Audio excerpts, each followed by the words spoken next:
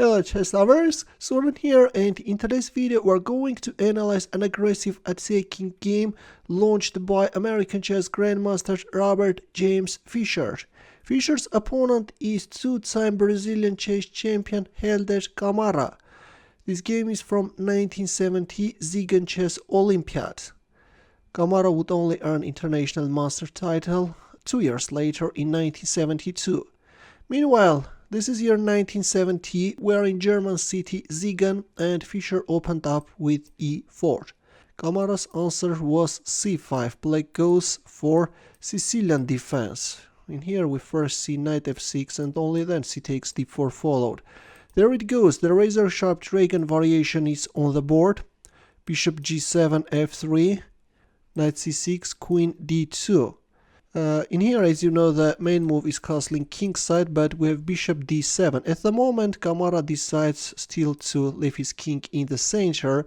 Otherwise, when you are castling early, it's getting exposed to white's pawn storm. But yeah, once again, as I mentioned, castling kingside is the main move. Rook c8, bishop b3. Meanwhile, we have the Yugoslav attack with bishop c4.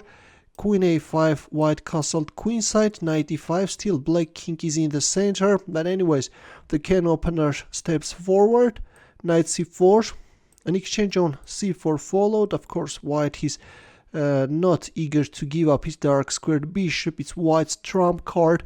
Instead, white is surrendering the light squared bishop, queen goes back on c7, bishop d4, the bishop is occupying the long diagonal, from where it can serve both as a nice counterbalance to opponent's dragon bishop and also give solidity to the king side.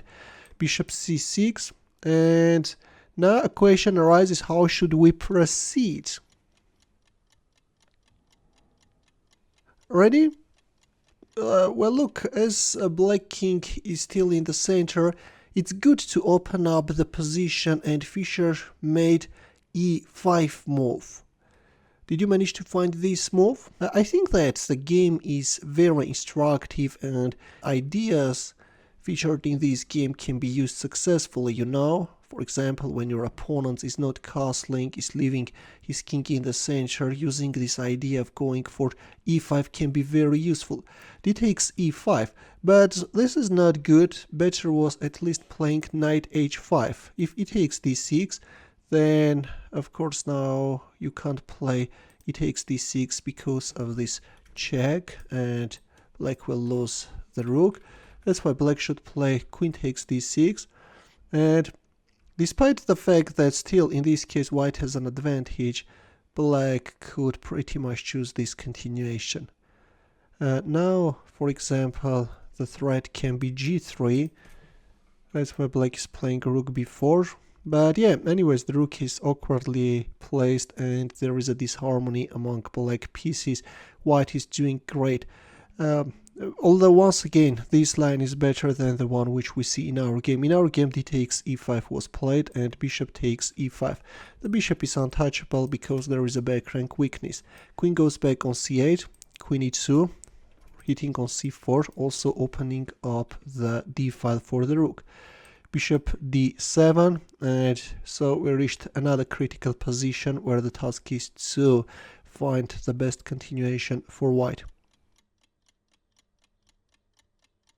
Ready? This time we have rook takes d7. Did you manage to find this heavy blow? Well, all you can do is to capture with the king right, the knight and the queen are tied. That's why we have king takes d7, and there comes knight b5. What can be the threat now? For example, let's just make a random move a6, attack the knight, then white can play rook d1 check, and if king e8, then first bishop takes f6, opening up the e file for the queen, and then knight d6 check.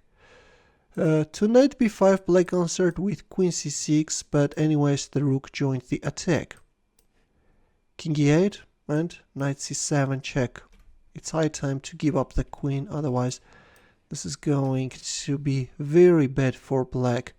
Queen takes c7 and white happily munched black queen. Yeah, Black's position collapsed too early, queen b5 check, and black resigned.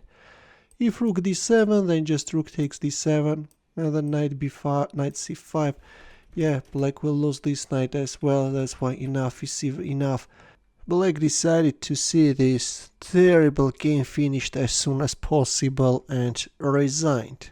So this is it, dear chess lovers. Hope that you enjoyed the game. Feel free to analyze it once again on your own. Post it on your engine or online chess engines. Take a look at some sidelines as well. It can be very useful. And in the end, a chess puzzle where the task is to win with the white pieces. As usual, we'll wait for your answer in the comment section.